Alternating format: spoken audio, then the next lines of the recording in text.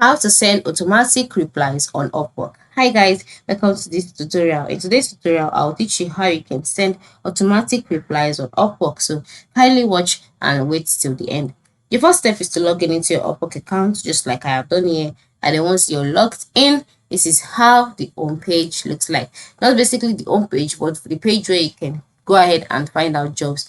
And how can you do that? By scrolling down to check out different jobs, or by using the search bar by the right side of the left side of the screen.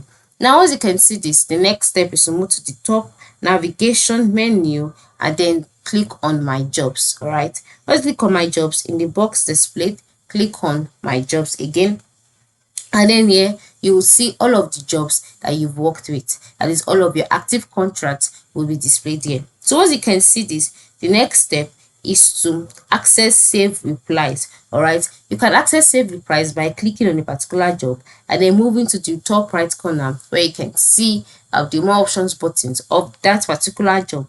Click on it, and in the box displayed, select saved replies. All right, and then after selecting saved replies, you'll be directed to another page. In the left sidebar, you will see saved replies under the messages and more option. Click on it, input the settings, the time, the date, as well as the message that you want to use as an automatic reply.